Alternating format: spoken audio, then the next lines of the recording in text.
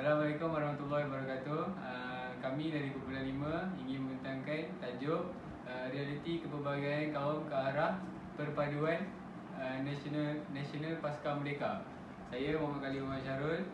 Saya Muhammad Imran. Saya Muhammad Ali Firdaus. Saya Muhammad Firdaus. Saya akan meneruskan pembentangan ini dengan tajuk utama iaitu pengenalan.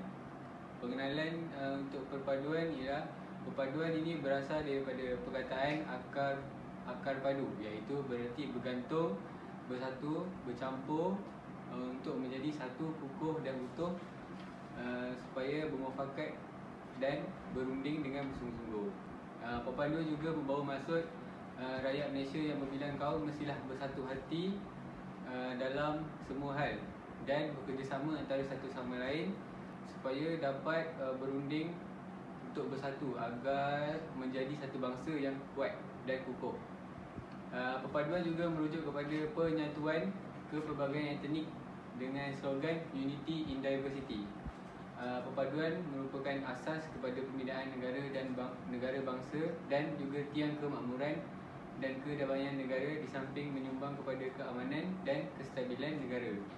Perpaduan boleh difahami dan diterima melalui kontrak sosial. Kita pergi kepada isi yang pertama, iaitu kontrak sosial. Kontrak sosial ni dia terbahagi pada 3 tahap. Yang pertama sebelum merdeka, menghampiri merdeka dan kemerdekaan. Kontrak sosial ni ialah merupakan persetujuan antara dua belah pihak di antara bukan Melayu dan orang Melayu. Kontrak sosial ini digunakan sebagai rundingan dan tolak ansur untuk mencapai hasil pemufakatan parti-parti politik berasaskan kaum. Dan kontrak sosial ni sebelum kemerdekaan merupakan simbolik persetujuan pemimpin wakil kaum-kaum masing-masing. Persetujuan dua belah pihak ini dicapai melalui proses bermuafakat. Tahap kedua adalah hampiri era kemerdekaan. Hampiri era kemerdekaan, kontrak sosial ini digunakan untuk menyelesaikan perbezaan kepentingan etnik masing-masing. Selain itu, kontrak sosial ini digunakan untuk memastikan kepentingan majoriti dan minoriti diambil kira. Berdasarkan kontrak sosial ini, orang Melayu menerima dan mengiktiraf orang Cina dan India sebagai warga negara yang sebenar beracukan konsep jus soli British tapi telah diperkemaskan.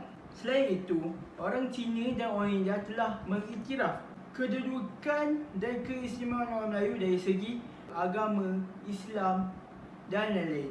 Tu kita pergi pada era kemerdekaan pula. Era kemerdekaan, kontrak sosial digunakan sebagai melahirkan sebuah negara yang bebas dan membina negara bangsa. Di samping dalam membina negara bangsa yang maju, terdapat juga cabaran-cabaran yang perlu dihadapi oleh mereka.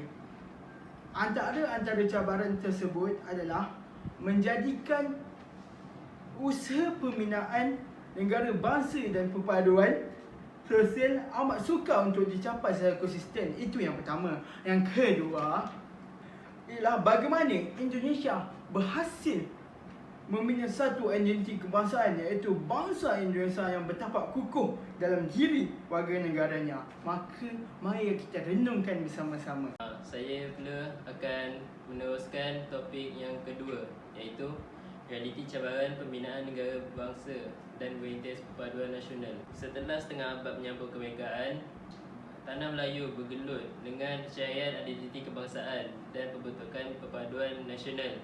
Kerana setengah abad ialah bukan jangka masa yang lama. Sebagai negara yang dikira masih baru yang diasaskan pada 1963 selepas pembentukan Persekutuan Malaysia bersama Sabah dan Sarawak, tempoh setengah tahun ini masih terlalu muda untuk mencapai satu tahap perpaduan nasional ideal yang dicita-citakan. Cabaran yang lain ialah Malaysia merupakan satu konsep baru bagi rakyat berbilang kaum, kerana konsep negara bangsa sebenarnya dilihat masih jauh untuk dicapai. Tambahan pula, perpaduan nasional perlu dibangunkan secara agresif ke arah pembinaan negara bangsa yang sebenar. Di samping itu, perpaduan pada masa ini bersifat sementara, tidak holistik, malahan mungkin palsu kerana dinamikanya yang sentiasa mengalami perubahan mengikut peredaran dan perkembangan semasa. Tambahan pula, memelihara dan mengekalkan tradisi budaya setiap kaum sejak era kemerdekaan adalah satu cabaran yang besar kerana perbezaan kaum atau diversiti dalam kalangan masyarakat. Okey, poin seterusnya saya akan membincangkan tentang dasar afirmatif dan tuntutan hak sama rata. Yang pertama, kerancaman perlu sentiasa diambil kira dalam setiap keputusan pembuatan dasar demi mencapai perpaduan nasional ideal. Dan seterusnya, pelaksanaan dasar afirmatif haruslah dilaksanakan secara sama rata dan bersifat mendiskriminasi kaum selain Bumiputera. Jadi, tindakan afirmatif ini membincangkan dasar-dasar yang ditujukan kepada kumpulan atau golongan yang bukan dominan dalam sosioekonomi. Dan ia juga mempertingkatkan pencapaian dalam pendidikan maupun pekerjaan. Sekumpulan polisi dan amalan mencegah diskriminasi berdasarkan bahasa, kepercayaan, warna kulit dan asal-usul negara. Seterusnya, pelaksanaan konsep Malaysian Malaysia yang diperkenalkan oleh Lee Kuan Yew, iaitu Parti Tindakan Rakyat PAP di Singapura, merupakan satu cubaan untuk menentang arus pelaksanaan perkara 153 berperlembagaan persekutuan. Secara asasnya, penentangan terhadap elemen utama kebudayaan atau ciri-ciri yang dimiliki oleh masyarakat Melayu dan Bumiputera dalam dasar-dasar kerajaan merupakan satu perjuangan menuntut hak yang membelakangkan semangat kontrak sosial. Dan seterusnya, percanggahan pandangan antara golongan ini dengan golongan yang menyokong pelaksanaan dasar afirmatif. Keterbukaan setengah pihak yang enggan terlalu nostalgik terhadap sejarah pengubalan perlembagaan Persekutuan Tanah Melayu. Percanggahan pandangan antara golongan ini dengan kumpulan yang menyokong pelaksanaan dasar afirmatif. Ia juga adalah salah satu faktor yang menjurang perpaduan nasional sejak sekian lama.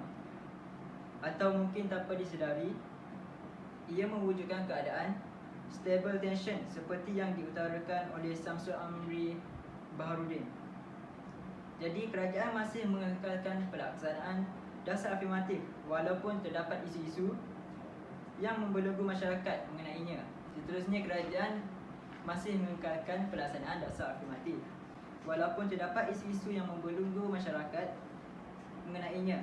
Sememangnya isu ini merupakan isu politik, namun apabila ia menjadi modal politik atau dipolitikkan kerana berpotensi dari sudut political mileage, maka pelaksanaan dasar yang menyentuh multiculturalism sentiasa dikaji dan dirunding secara bersama agar sebuah negara yang berada dalam keadaan stable tension, iaitu masyarakatnya dan hidup dalam kepelbagaian konflik dan perbezaan yang terkawal melalui kaedah perundingan dan konsensus yang berterusan. Okey, saya akan meneruskan dengan poin yang seterusnya, iaitu sistem persekolahan vernacular. Sistem persekolahan vernacular ini memainkan peranan penting dalam menyemai benih perpaduan, terutama dalam kalangan generasi kanak-kanak di peringkat sekolah, yang dikatakan oleh Lee Lam Tai 2013. Bak kata Yus Farina dan Abdul Rashid 2011, mereka mengatakan dalam menjamin pembentukan negara bangsa yang ideal, nilai-nilai integrasi dan perpaduan haruslah disemai dari persekolahan lagi.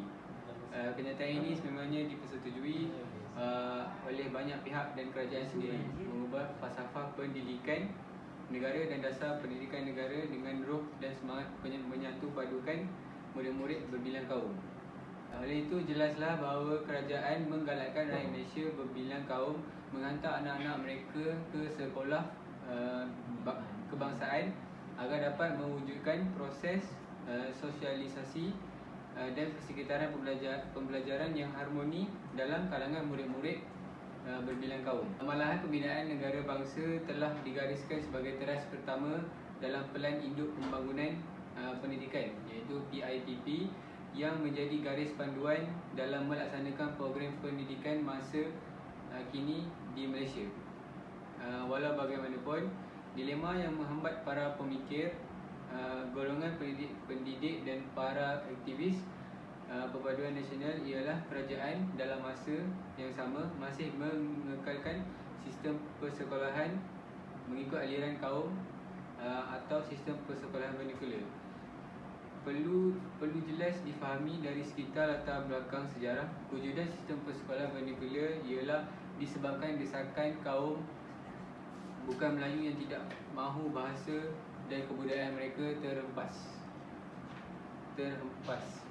maaf saya, iaitu terhapus, sehingga mencetuskan pembahayan politik.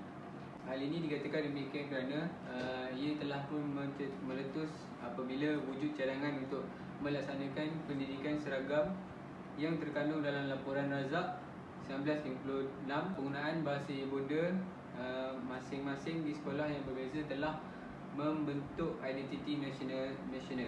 Dari sudut pandangan lain pula, pengekalan sekolah jenis kebangsaan Cina dan sekolah jenis kebangsaan Tamil adalah atas semangat muhibah demi memelihara identiti setiap kaum di Malaysia sejak awal kemerdekaan negara. Pasca peristiwa 13 Mei 1969, apabila berlakunya ketegangan rusuhan antara kaum Melayu dengan Cina, sekolah vernacular diteruskan.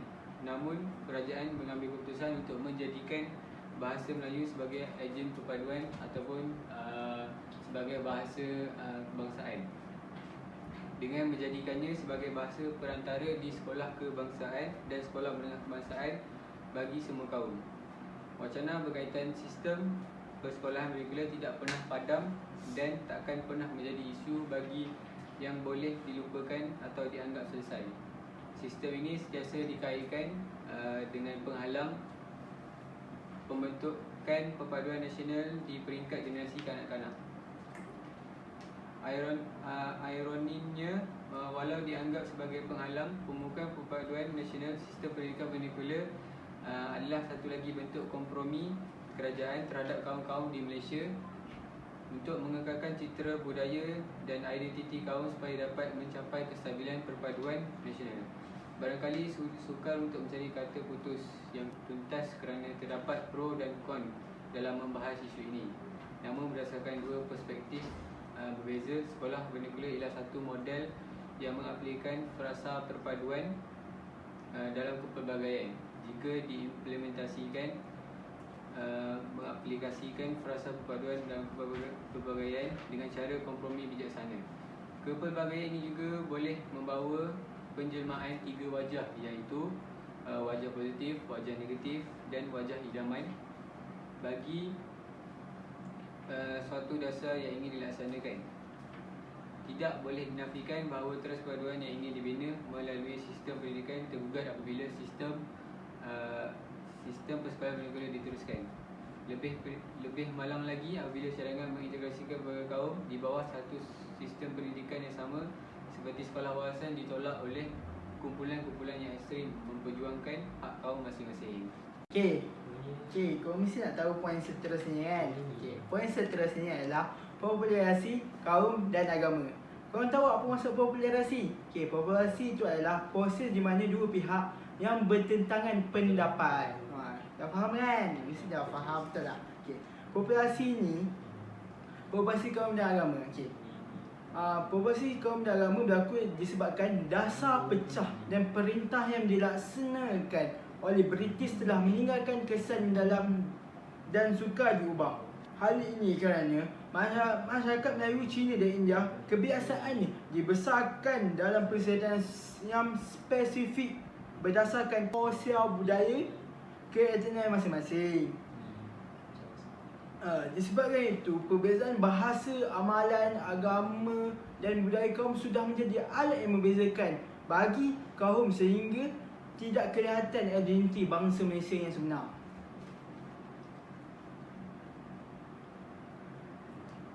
Disebabkan itu, pemisahan fizikal tempat tinggal akibat faktor penjajahan juga dan perbezaan aliran sekolah dan pengasingan dari mengikut kaum masing-masing disebabkan sifat pergaulan yang masih menebal. Oleh itu, Malaysia tidak dapat menjadi sebuah negara yang hebat dan sebilang-bilangnya disebabkan mempunyai populasi kaum dan agama. Seterusnya adalah corak hubungan masyarakat general ini cenderung kepada dikotomi Melayu Islam dengan bukan Melayu bukan Islam. Maksudnya sebahagian yang lain pula bersifat liberal yang mahukan kesamarataan apabila membicarakan perkara-perkara yang menyentuh hak dan peruntukan istimewa dalam perbankan persekutuan. Okey, maksudnya kedua kumpulan ini saling meninggalkan status quo masing-masing, dan faktor inilah yang dilihat oleh Samsul Asri sebagai perpaduan dalam kalangan etnik atau kumpulan yang sama. Sebahagian yang lain pula bersifat liberal yang mahukan apa kawan-kawan?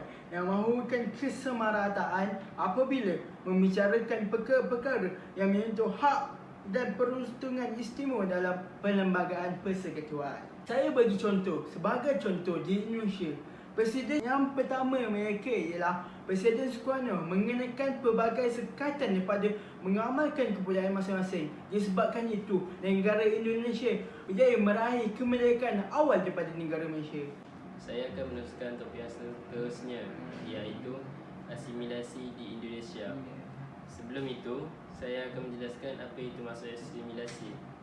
Menurut Kamus Dewan edisi keempat tahun 2010, asimilasi bermaksud pemaduan pelbagai jenis atau berbagai-bagai unsur menjadi satu. Menurut Cohen Jarrah Nigrat 2003, asimilasi adalah suatu proses sosial yang terjadi kepada pelbagai golongan manusia dengan latar belakang kebudayaan yang berbeza. Terdapat beberapa zaman asimilasi di Indonesia, antaranya zaman penjajahan Belanda dan zaman pemerintahan Suharto 1966 sehingga 1998. Pada zaman penjajahan Belanda, berlaku 3 pembagian kumpulan, iaitu orang Eropah, Wehrmacht, Austerlingen dan orang tempatan atau pribumi.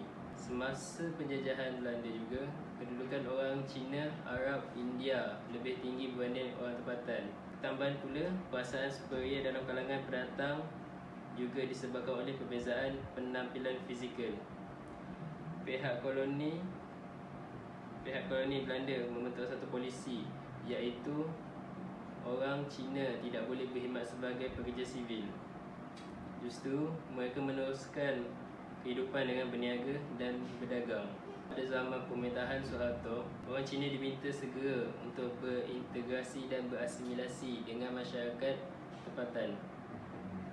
Antara caranya ialah proses asimilasi yang dilaksanakan oleh Suharto ialah membenarkan hanya satu akhbar yang mempunyai dua bahasa, iaitu bahasa Cina dan Indonesia yang boleh dijual. Semua sekolah Cina ditutup dan penggunaan bahasa Cina tidak dibenarkan sama sekali.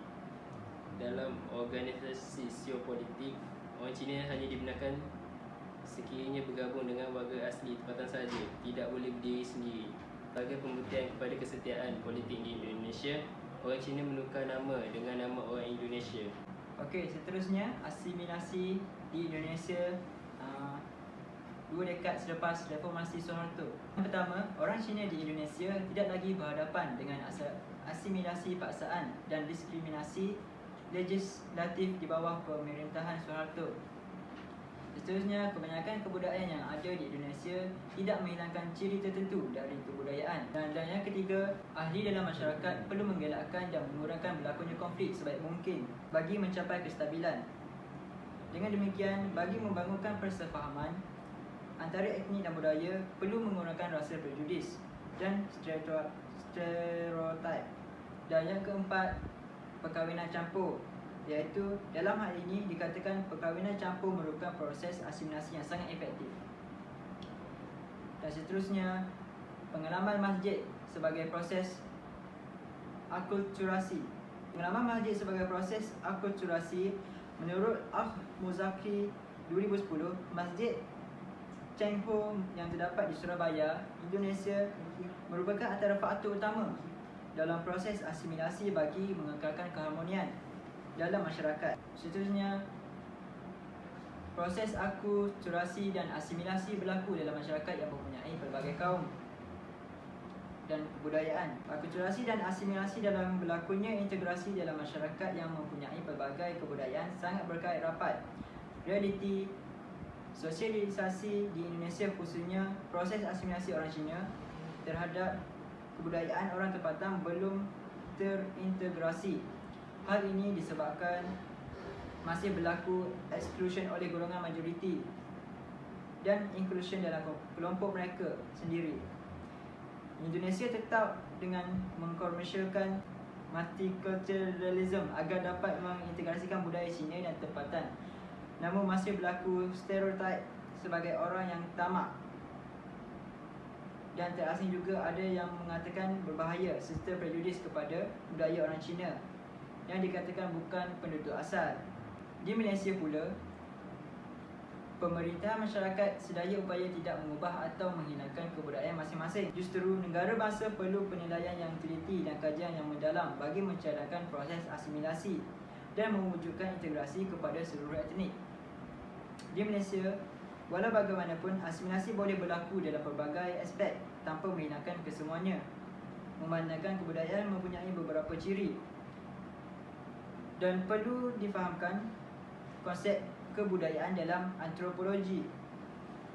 Ia adalah sebagai sistem, iaitu sistem perlembangan vokal iaitu bahasa, sistem pengetahuan, sistem organisasi, sistem peralatan hidup dan teknologi, sistem mata pencarian hidup, sistem agama dan kesenian.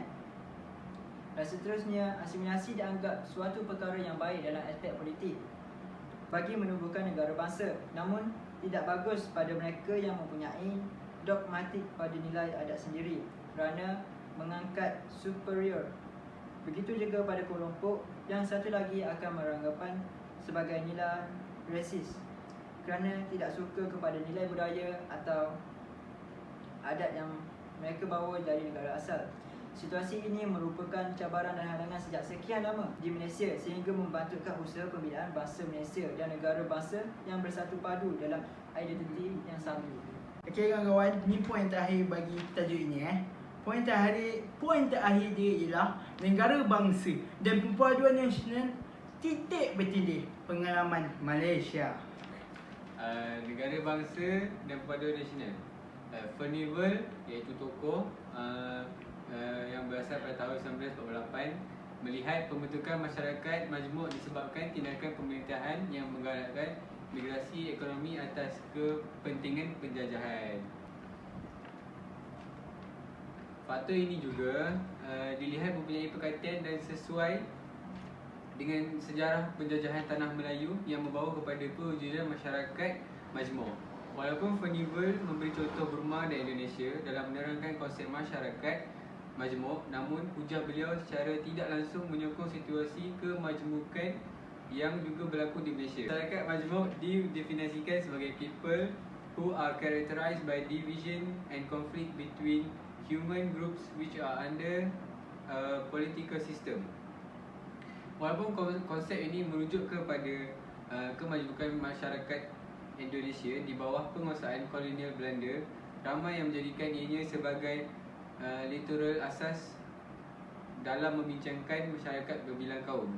Malah Robert Hefner, iaitu tokoh yang wujud pada 2001, menganggap bahawa persamaan Malaysia dan Indonesia sebagai masyarakat plural disebabkan masyarakat Malaysia terbentuk menerusi two or more elements of social orders which live side by side yet without mingling in one political unit. Kemajmukan merupakan satu isu manakala ia menyatukan kemajmukan pula merupakan satu isu lain yang berkait rapat dengan usaha membina identiti kebangsaan dan perpaduan nasional. Isu perpaduan nasional sering menjadi salah satu agenda yang dibincangkan di mana-mana negara yang penduduknya terdiri daripada pelbagai etnik. Perpaduan nasional adalah salah satu faktor penyumbang kepada kestabilan politik yang tidak boleh diabaikan dan menjadi pemangkin kepada pertumbuhan ekonomi negara. Namun begitu, perbincangan mengenai sejauh mana tahap pembinaan negara bangsa Malaysia dan perpaduan nasional di negara ini masih menjadi tanda tanya dan terus dibahaskan pada para sarjana bidang berkaitan. Pembinaan negara bangsa Malaysia perlu diteliti sejak negara mencapai kemerdekaan pada tahun 1957. Walaupun usaha mengintegrasikan masyarakat telah dijalankan sejak zaman sebelum kemerdekaan lagi, namun perpaduan sebenar yang diharapkan masih belum tercapai sepenuhnya, memandangkan konsep bangsa Malaysia juga belum memperlihatkan standard yang diinginkan. Perpaduan nasional yang terhasil daripada pembentukan sebuah negara bangsa yang berjaya merupakan matlamat utama dalam usaha membentuk sesebuah negara yang teguh, bersatu padu, utuh dan selamat dalam jangka masa yang sangat panjang. Malaysia mempunyai proses dan acuan tersendiri dalam rangka perpaduan dan integrasi, iaitu amalan demokrasi permufakatan yang bertanggungjawab membentuk corak hubungan antara kaum di Malaysia. Malah konsep ini terbit kepada konsensus yang dicapai melalui kontrak sosial yang dipersetujui kelas elit kaum-kaum utama yang menjadikan permufakatan sebagai kerangka asas pembentukan perlembagaan Malaysia. Muhammad Rizal dan Syamrahayu 2014 mengatakan biarpun istilah kontrak sosial diketahui tidak wujud secara dasar dalam Perlembagaan Persekutuan Tanah Melayu 1957, namun dari perspektif sejarah ia adalah realiti yang mentadbirkan sifat negara kerana dokumen tersebut telah menggariskan asas keadilan ekonomi, politik dan kebudayaan antara kaum. Dari segi pentadbiran kerajaan selepas kemerdekaan, kebiasaan atau amalannya parti politik yang membentuk kerajaan masih berdiri berasaskan kaum dan ataupun etnik masing-masing. Penyatuan pelbagai kaum dalam parti politik telah bermula sejak 1952 apabila UMNO memulakan kerjasama dengan MCA diikuti dengan MIC pada tahun 1955 dalam parti perikatan untuk mendapatkan sokongan masyarakat berbilang kaum dalam pilihan raya umum pertama negara. Seterusnya, penubuhan Barisan Nasional menggantikan Parti Perikatan 1957. Kaedah ini telah pun menggabungkan lebih banyak parti dalam satu etnik bagi mengurangkan politicking dan menumpukan pengambilan tenaga ke arah perpaduan dan pembangunan nasional. Kesepakatan pelbagai parti dipercayai menjadi formula berkesan para pemimpin sebagai role model pemufakatan terhadap rakyat. Hubungan dengan kerjasama ini adalah satu cerminan yang menerangkan konsep permufakatan antara kaum dan pembinaan perpaduan nasional seperti mana berlaku persetujuan kontrak sosial suatu ketika dahulu. Walaupun negara perlu melalui konflik hubungan kaum pada 1969, ia tidak menggambarkan ketegangan kaum secara merata di seluruh negara. Kerajaan mengambil inisiatif untuk menumpu ke arah merapatkan jurang pembinaan semula hubungan antara etnik dengan menekankan unsur perpaduan dalam diri masing-masing dengan melalui pelaksanaan dasar-dasar negara. Malah kedua-dua perkataan tersebut diangkat sehingga ke paras mantra sosial sejak rukun negara diilhamkan oleh kepimpinan Tun Abdul Razak sebagai usaha secara sedar dan tersusun dalam membentuk perpaduan dan integrasi nasional. Usaha membina perpaduan melalui permufakatan akan diteruskan oleh seterusnya ialah mengekalkan pendekatan memelihara keumuman. Sekiranya negara Malaysia tidak mengekalkan pendekatan memelihara keumuman, maka pembinaan bangsa Malaysia tidak boleh dicapai sehingga sekarang. Oleh itu, matlamat ini boleh dicapai sekiranya ekonomi negara berada dalam pedestal yang baik agar dapat merangsang program-program pembangunan masyarakat dan negara, mengawal sifat berpuak-puak dan mewujudkan ketenteraan awam, mengukuhkan kebudayaan, dan mempentingkatkan kualiti kehidupan. Strategi ini merupakan perkara biasa dan kemestian bagi setiap kerajaan atau pemerintah dalam menjalankan tanggungjawab mereka untuk memastikan kesejahteraan kehidupan rakyat. Oleh itu, Malaysia akan menjadi negara yang lebih maju dan ke hadapan. Kedudukan dan pelaksanaan unsur strategi merupakan aspek penting bagi pelaksanaan negara yang maju. Hal ini kerana Perlembagaan Persekutuan Tanah Melayu pada tahun 1957 yang digubarkan oleh Suhan Hidayat Red menekankan masyarakat sejak sebelum kemerdekaan. Unsur tradisi seperti kedudukan agama Islam, hak istimewa Melayu dan bahasa Melayu sering menjadi konflik antara masyarakat zaman sekarang. Oleh itu, kedudukan dan pelaksanaan unsur tradisi sangat penting untuk memastikan konflik-konflik tersebut tidak akan berlaku di negara kita. Oleh itu, kita bersama-samalah membantu negara dalam mengatasi konflik-konflik tersebut. Seterusnya adalah pengalaman pembinaan perpaduan negara-negara bangsa lain. Sebagai contoh, Amerika Syarikat.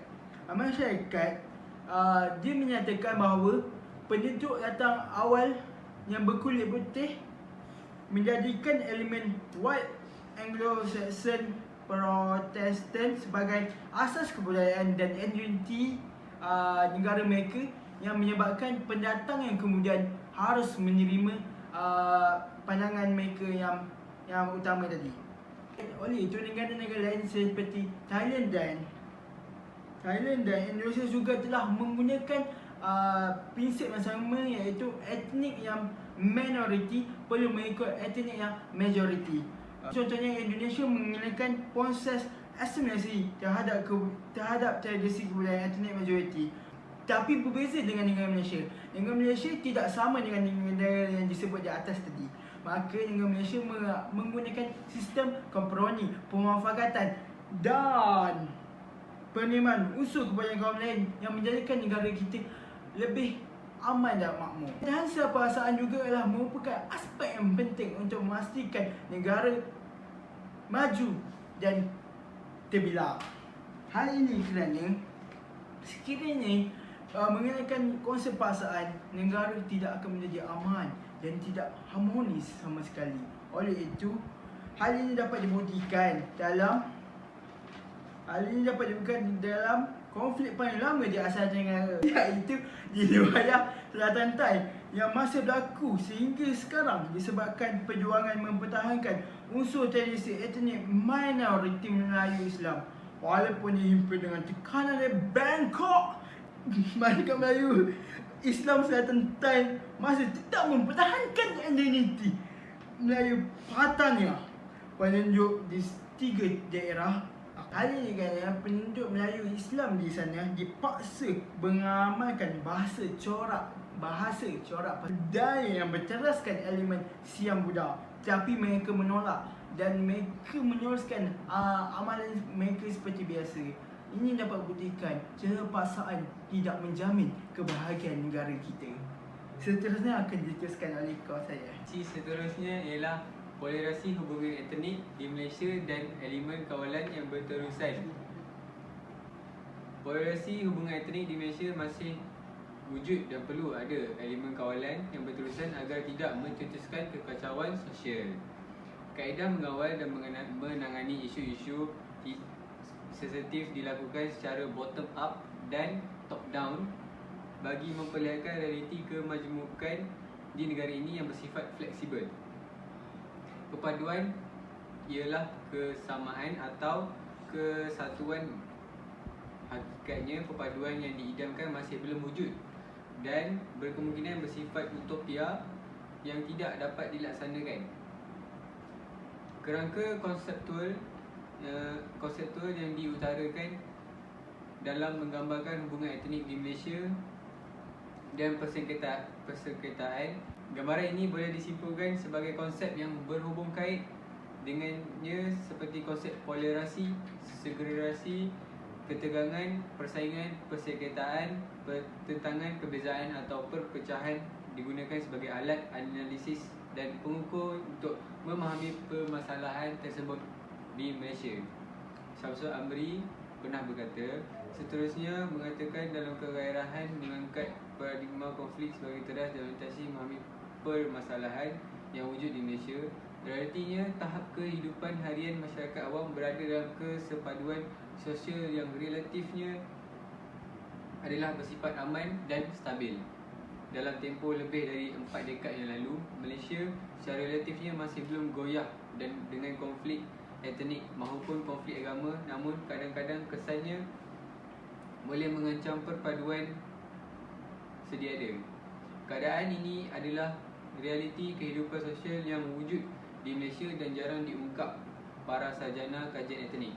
Realiti yang lebih positif, dominan serta lebih terselah secara umumnya terlepas pandang daripada penghujahan para sarjana kajian sains etnik. Kaedah ini adalah kerana sudut pandangan melalui paradigma konflik dan situasi negatif terlalu lama mendominasi wacana etnik di Malaysia sehingga ianya seolah-olah diterima sebagai sesuatu yang masih berlautan dan sukar diatasi. Maka berakhirlah pembentangan kami tentang realiti kepelbagaian kaum ke arah perpaduan nasional pasca merdeka. Sebagai Penutup, kesimpulannya, kita perlulah mendengar kata-kata tokoh seperti Furnival dan sebagainya, dan menerapkan kepaduan di dalam diri kita supaya negara kita tidak lagi akan dijajah pada masa dan tahun yang akan datang. Dengan ini, perpaduan perlulah diterap dari kecil, seperti kata peribahasa Melayu, melontuh buluh biarlah dari rebungnya. Okey, itu betul. Kerajaan perlulah mendidik ataupun menerapkan sifat perpaduan di sekolah rendah lagi untuk melahirkan kanak-kanak yang bersifat patriotisme. Selain itu, kita janganlah bersikap rasif di antara kaum. Maka kita perlu bergaul dengan semua orang dan melayani mereka sama rata. Jangan pandang hina seseorang itu selagi kamu tidak tahu siapakah seseorang itu. Maka berakhirlah pembentangan kami dari kumpulan 5 yang membentangkan realiti kepelbagaian kaum ke arah perpaduan nasional pasca merdeka. Kami ingin minta maaf jika terdapat kekurangan dalam video ini. Kesalahan meminta Kesalahan maaf. minta maaf dari ujung rambut ke ujung kaki. Wabillahi taufiq wal hidayah. Assalamualaikum warahmatullahi wabarakatuh.